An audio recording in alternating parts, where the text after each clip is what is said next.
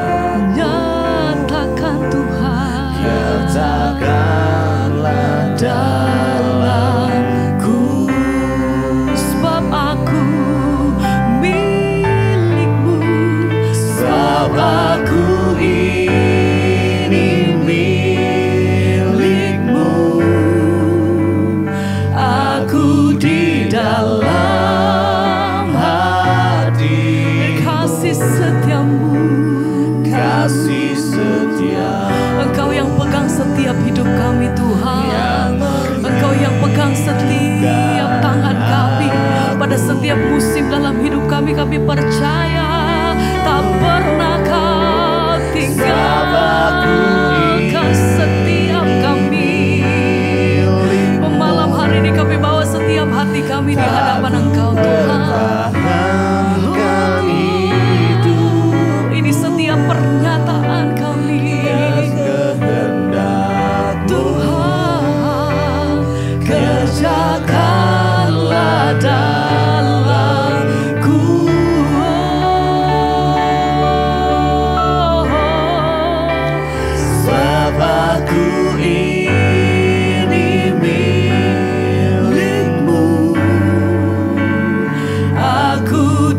dalam hati kasih setiamu, kasih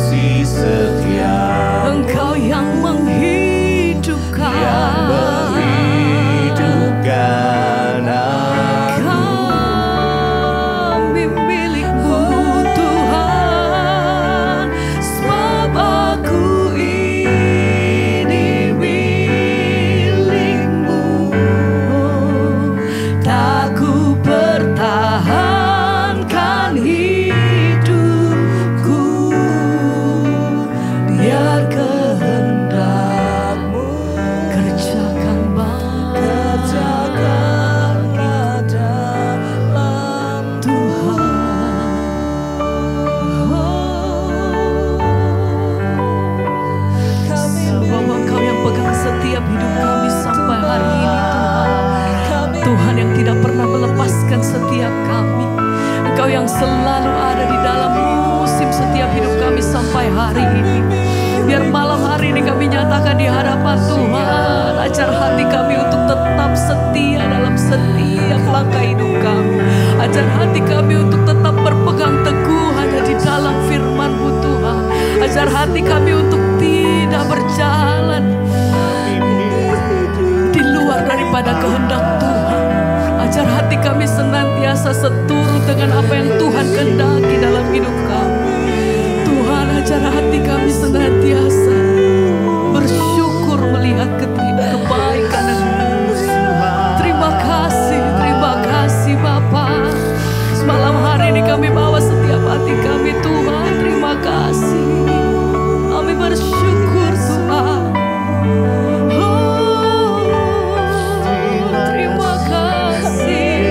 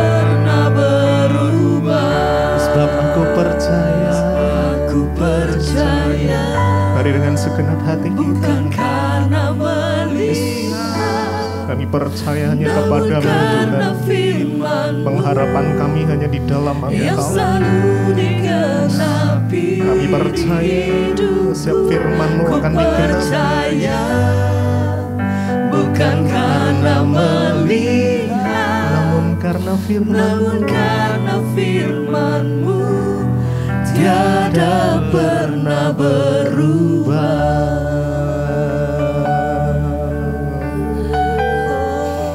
Engkaulah harapan kami, Engkaulah sumber pengharapan kami, Engkaulah sumber kekuatan kami ya Tuhan. Kami percaya dan kami pegang firman-Mu. Kami mau katakan firman-Mu ya dan amin.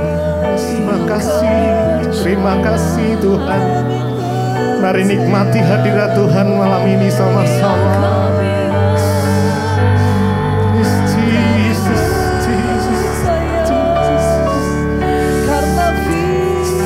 Kami percaya tidak ada yang mustahil bagi Tuhan. Setiap pintu yang tertutup akan dibukakan. Mujizat-Mu masih terjadi sampai saat ini Tuhan. Kami percaya. Jesus, kami taruh iman kami di dalam Engkau saja Tuhan. Karena tak ada yang mustahil bagi. Terima kasih. Terima kasih. Terima kasih. Terima kasih. Terima kasih.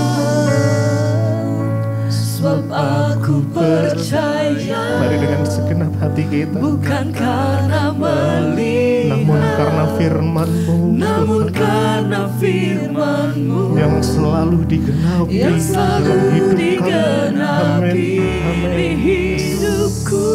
Ku percaya, bukan karena melihat, namun karena firman, namun karena firman-Mu tiada pernah sekali lagi nyatakan.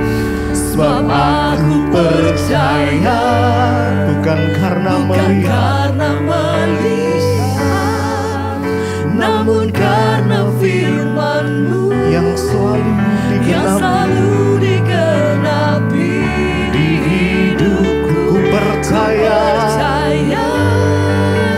bukan karena melihat, namun karena firman-Mu tiada pernah berubah.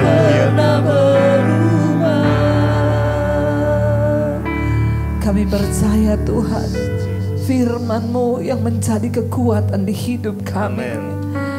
Keadaan bisa berubah, tapi firman Tuhan tidak pernah berubah. Kami percaya bukan karena melihat keadaan kami.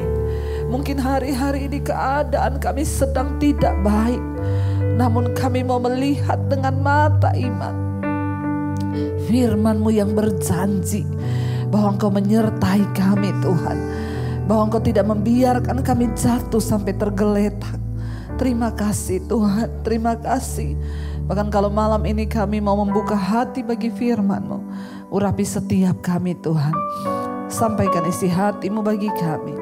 Urapi hamba-Mu yang tidak ada apa-apanya. Di dalam nama Tuhan kami Yesus Kristus, kami buka hati bagi firman Tuhan. Haleluya, haleluya. Amin, amin, amin.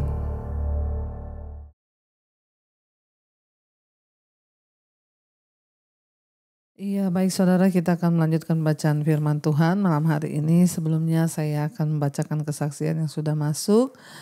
Ya, demikian kesaksian. Shalom, Ibu Pendeta Debbie Basjir.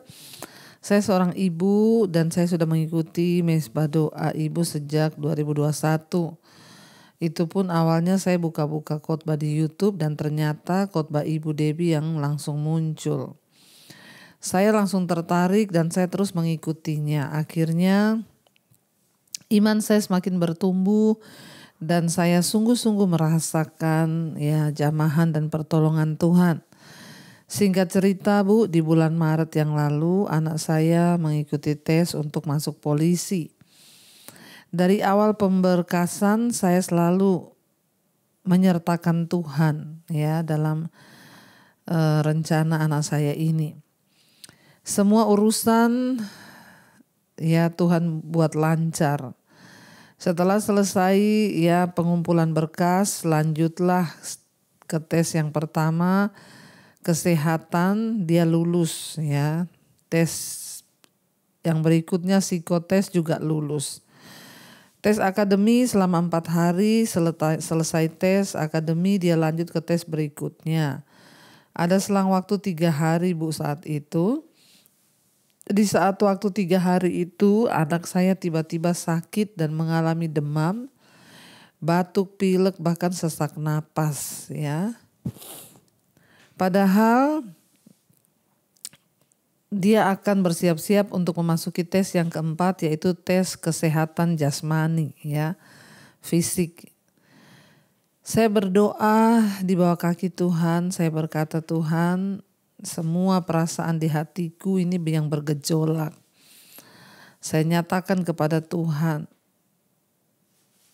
Karena saya juga sudah mengatakan kepada anak saya, sudah tidak usah ikut tes lagi. Karena untuk ikut tes jasmani itu ya sangat membutuhkan tenaga dan juga napas yang kuat dan panjang. Karena tes jasmani ini berhubungan dengan fisik ya.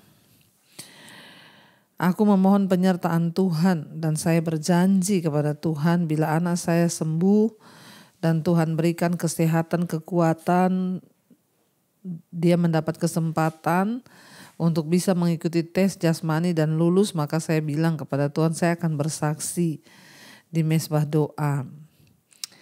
Puji Tuhan Ibu, penyertaan Tuhan sangat luar biasa. Jadwal yang akhirnya saya mohonkan kepada Tuhan dijawab oleh Tuhan.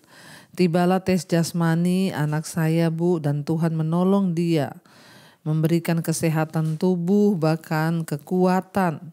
Puji Tuhan, hasil tes jasmaninya tuntas dan mendapat nilai 77,22. Ya, Tuhan Yesus baik dan saya bersyukur, puji Tuhan, di akhir kesaksian saya ini Bu, anak saya dinyatakan lulus menjadi seorang polisi. Tuhan Yesus sangat baik ya, sangat-sangat baik. Terima kasih untuk kebaikan Tuhan. Saya juga mau berterima kasih kepada Ibu Debbie yang telah membuka mata hati dan juga memberi pertumbuhan iman. Ya, kami semakin bertumbuh di dalam Tuhan. Doa saya semakin banyak orang yang diselamatkan oleh Tuhan melalui semua khotbah-khotbah Ibu.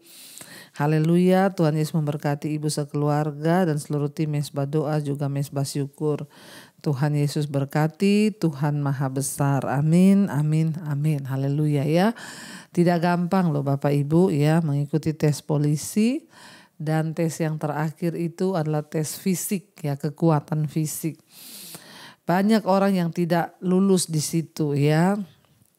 Apalagi ini anak ibu sakit 3 hari demam ya. Harusnya 3 hari itu adalah waktunya dipakai untuk istirahat ya. Dari selesai tes akademi, tes semuanya ya, 3 hari jeda waktu itu untuk istirahat, malah sebaliknya anak ibu sakit, demam, batuk, pilek. Ya memang secara manusia tidak mungkin, makanya juga ibu sudah menyuruh untuk tidak usah melanjutkan lagi ya, supaya anaknya itu istirahat saja karena sakit. Tapi ternyata ya tidak ada perkara yang mustahil bagi Tuhan. Tuhan memberi kesembuhan, bahkan secara prima dia boleh menyelesaikan tes ya fisiknya, padahal itu yang paling berat ya. Kalau nggak salah itu disuruh lari, disuruh apa ya, karena tidak mudah. Tapi puji Tuhan, ya Tuhan itu luar biasa memberi ya perhatian dan jawaban kepada doa orang-orang yang sungguh-sungguh berserah dan berharap kepada Tuhan. Terima kasih kesaksiannya Ibu ya, kita semua diberkati dan biarlah Bapak Ibu apapun yang menjadi pergumulan kita bawa kepada Tuhan dan sertakanlah Tuhan senantiasa. Baik, kemarin kita sudah membaca bagaimana Daud menjadi raja di kota Yehuda.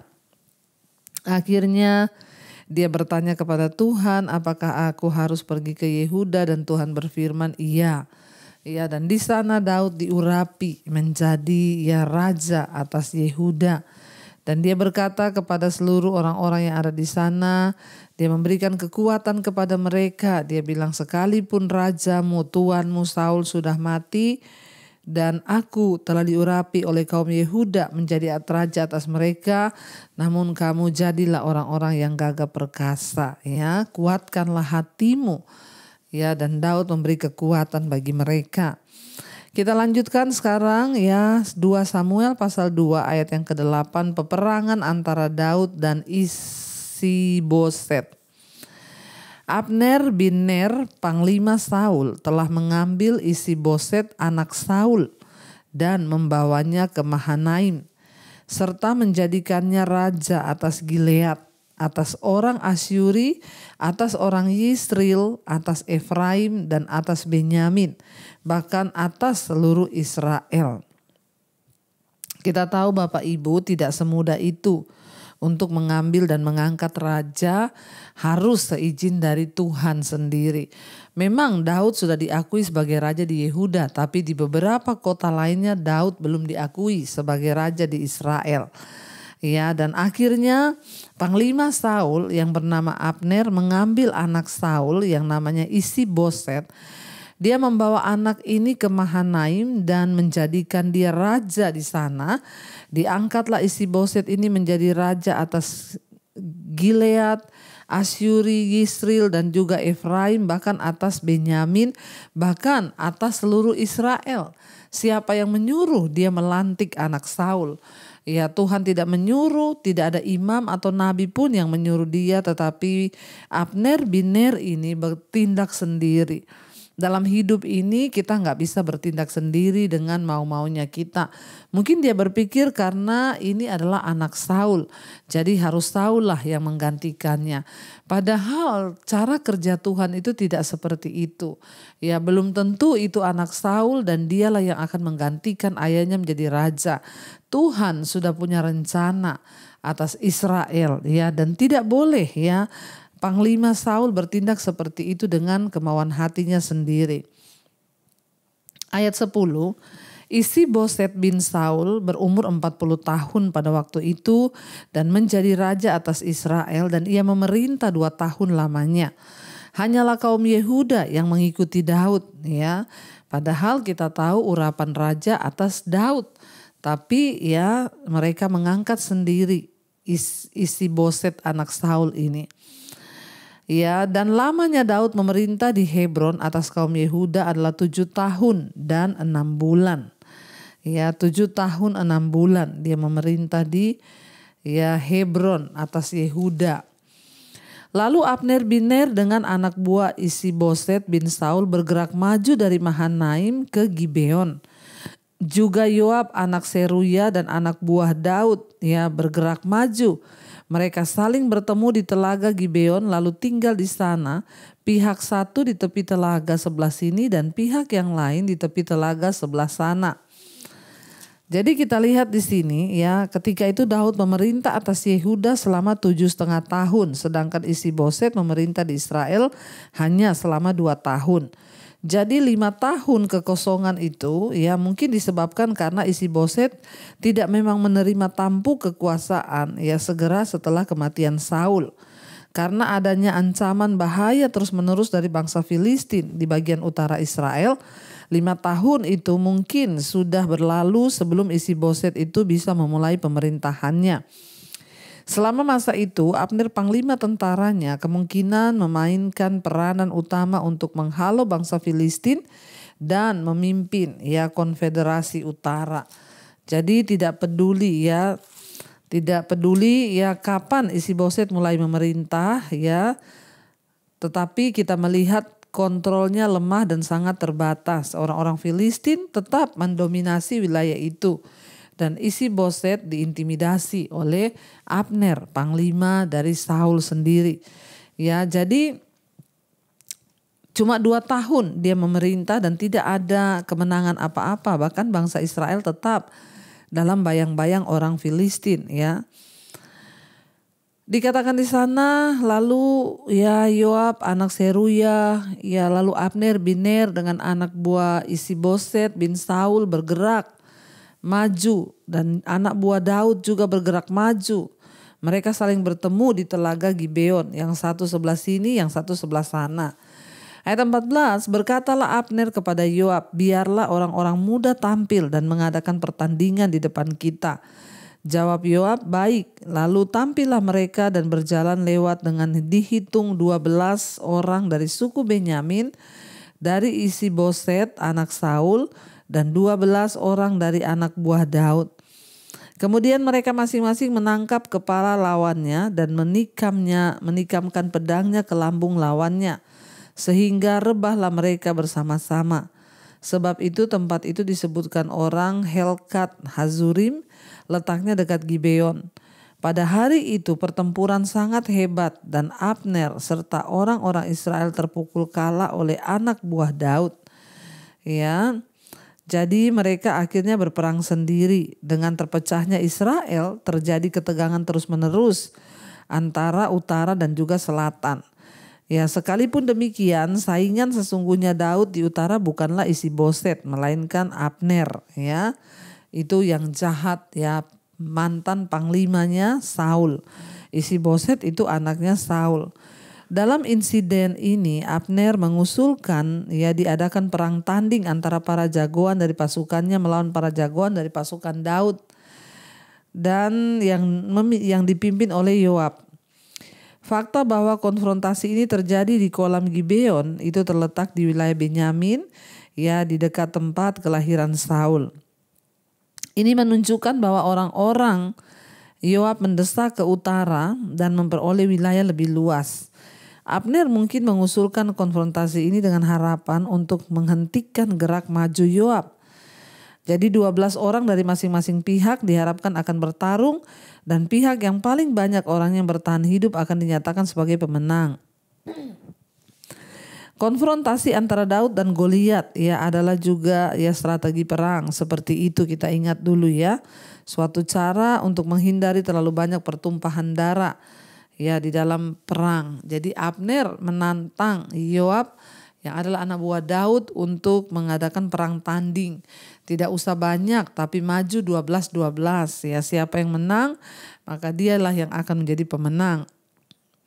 Tapi dalam kasus ini ke-24 jagoan semuanya tewas. Ya, sebelum ada pihak yang dinyatakan menang. Tidak ada yang dicapai dan perang saudara itu terus berlanjut. Jadi enggak ada yang menang ya, tetapi ya terjadi pertempuran dan semua yang maju itu mati. Ya 12 sama 12 24 orang mati semua. Jadi tidak ada pemenang. Dan di sana dikatakan ya, kemudian mereka masing-masing ya menangkap kepala lawannya dan akhirnya mereka pada hari itu pertempuran sangat hebat dan Abner serta orang Israel terpukul kalah oleh anak buah Daud. Ketiga anak laki-laki Seruya yakni Yoab, Abisai dan Asael ada di sana. Asael cepat larinya seperti kijang di padang. Asael mengejar Abner dan tidak menyimpang ke kanan atau ke kiri dalam membuntutinya.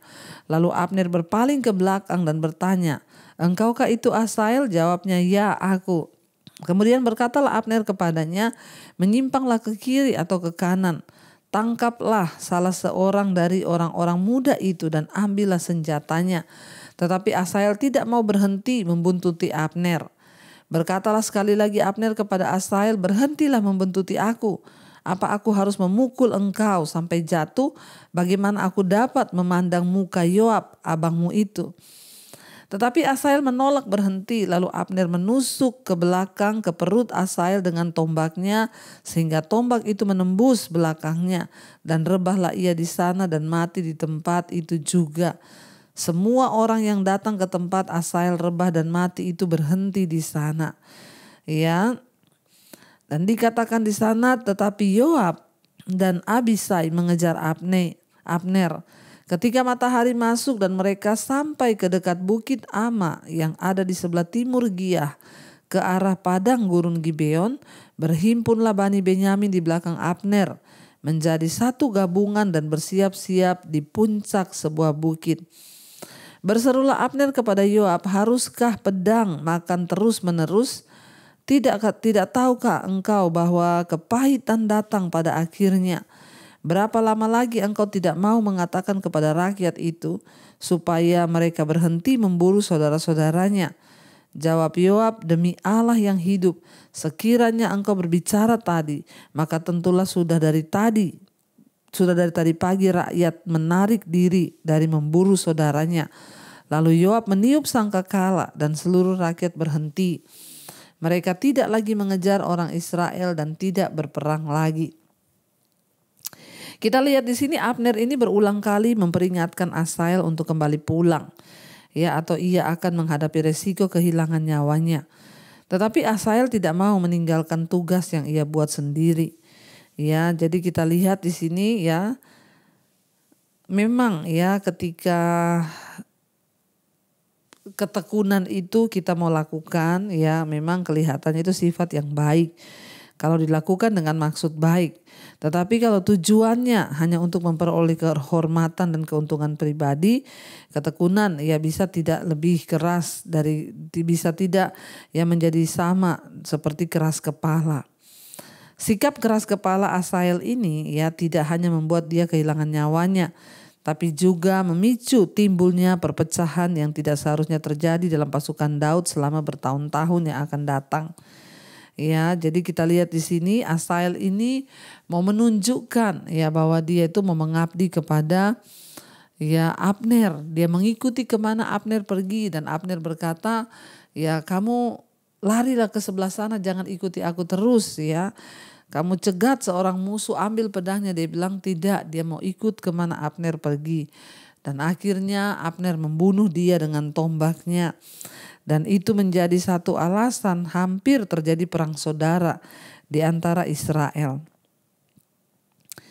Semalam-malaman ayat yang ke-29, semalam-malaman Abner dan orang-orangnya berjalan melalui Araba Yordan menyeberangi sungai Yordan, berjalan terus hampir sepanjang siang, lalu sampai ke Mahanaim. Ya, ketika Yoab berhenti memburu Abner dan menghimpunkan seluruh rakyat, ternyata 19 orang dari anak buah Daud hilang, ya, termasuk Asahel. Tetapi anak buah Daud menewaskan dari suku Benyamin, ya dari orang-orang Abner 360 orang. Mereka mengangkat mayat Asahel dan menguburkannya di dalam kubur ayahnya yang di Betlehem. Kemudian berjalan Yoab dan orang-orangnya semalam-malaman dan sampai ke Hebron ketika hari sudah terang, ya. Jadi kita melihat di sana ya saudara, akhirnya pertempuran itu berakhir dengan kemenangan dari pihak Yoab. Tetapi kan mereka ini sebenarnya sesama orang Israel saling bunuh. Ya, tetapi perang dalam bangsa yang terpecah-pecah ini terus berlanjut sampai Daud akhirnya dinobatkan menjadi raja atas seluruh Israel. Ya, kita lihat ya karena bangsa Israel tidak lagi memiliki nabi, Samuel mati dan akhirnya tidak ada lagi yang menuntun mereka ke arah jalan yang benar, sehingga mereka saling bunuh, mereka saling mempersalahkan, ya tidak tanggung-tanggung, ratusan orang dibunuh, bahkan mereka terus hidup di dalam kepahitan, di dalam ya kebencian, sehingga ya tidak pernah selesai perang saudara ini antara kerajaan utara dan kerajaan selatan. Kita akan lanjutkan ya, dan kita mau tundukkan kepala, kita berdoa.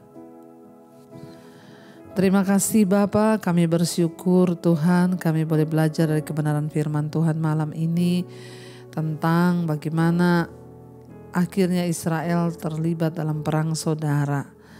Karena tidak adanya lagi imam, tidak ada yang menuntun, tidak ada lagi raja, sehingga mereka mencari kebenaran diri sendiri dan akhirnya jatuh dalam perang saudara yang berkepanjangan.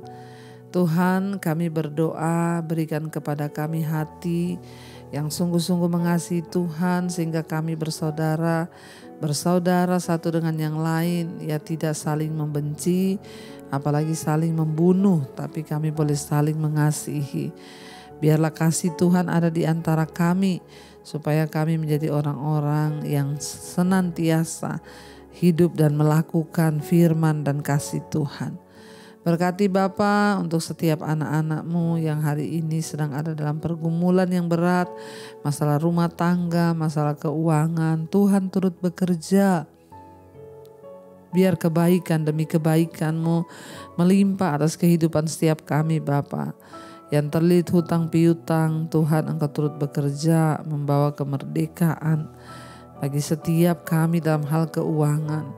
Kami berdoa Bapa, biarlah Tuhan tuntun kami, ampuni dosa pelanggaran kami agar segala hal yang baik boleh datang di hidup kami. Berkati setiap mereka yang ada dalam persoalan masalah yang berat. Tuhan, Engkau juga yang memberikan kelepasan yang terikat dengan dosa-dosa, kenajisan, percabulan, homoseksual, lesbian, perselingkuhan. Tuhan, tolong lepaskan dalam nama Yesus yang terikat dengan ketakutan, amarah, kebencian, dilepaskan dalam nama Yesus. Berikan kekuatan-Mu Bapa bagi setiap anak-anak-Mu untuk boleh sungguh-sungguh hidup di dalam jalan-jalan kebenaran-Mu. Kami berdoa Bapa, biarlah juga setiap mereka yang ingin menjual aset, yang terlilit hutang piutang, Tuhan juga memberi kemerdekaan. Yang sedang terbaring sakit malam ini, mari Bapak Ibu letakkan tangan-Mu di bagian yang sakit. Perkatakan, aku percaya ada kesembuhan di dalam nama Tuhan Yesus. Berkati juga setiap mereka Bapa malam ini yang rindu punya keturunan. Kami berdoa keturunan ilahi Tuhan berikan. Bukakan kandungan yang tertutup sehingga Tuhan anak-anak-Mu boleh melihat mujizat-Mu. Anak Engkau percayakan kepada setiap kami yang rindu punya keturunan. Bapa, Engkau juga memberkati untuk bangsa dan negara kami Indonesia. Lawatan Tuhan terjadi, hujan pertobatan tercurah atas Indonesia. Mulai dari rakyatnya, bahkan seluruh pemerintahnya, Bapak Presiden Jokowi, wakilnya, seluruh jajaran kabinet yang ada, TNI, Polri, kepala-kepala daerah, Tuhan jamah dan lawat berikan hujan pertobatan. Agar kami boleh kembali kepada jalan yang benar, hidup sesuai dengan perkenanan Tuhan. Tuhan, kami mengangkat tangan juga Bapa bagi semua bangsa-bangsa yang ada di 5 benua Asia, Afrika, Amerika, Eropa, Australia. Lawatan Tuhan turun dan tercurah. Semua bangsa-bangsa boleh kembali kepada jalan Tuhan, mengalami kemerdekaan, mengalami pembebasan dari setiap dosa-dosa. Tuhan, bebaskan semua orang bertobat, berbalik kepada jalan kebenaran-Mu. Biarlah damai sejahtera-Mu turun atas seluruh dunia ini Bapa. Dan yang terutama Bapa, biarlah Injil kerajaan-Mu boleh didengar sampai ke seluruh ujung-ujung bumi. Supaya Engkau akan datang kali yang kedua menjemput setiap kami. Terima kasih Bapa, kami membuka hati dan tangan kami. Mari Bapak Ibu buka hatimu, angkat tanganmu, terimalah kiranya berkat rahmat anugerah dari Allah Bapa, cinta kasih Tuhan Yesus Kristus, penyertaan Allah Roh Kudus turun atas hidup kita mulai hari ini bahkan sampai kali yang kedua. Tuhan Yesus datang menjemput kita, nama kita tercatat di dalam kitab kehidupan. Dalam nama Tuhan Yesus yang percaya diberkati Tuhan, katakan bersama, amin, amin, amin. Tuhan Yesus memberkati, shalom dan Immanuel.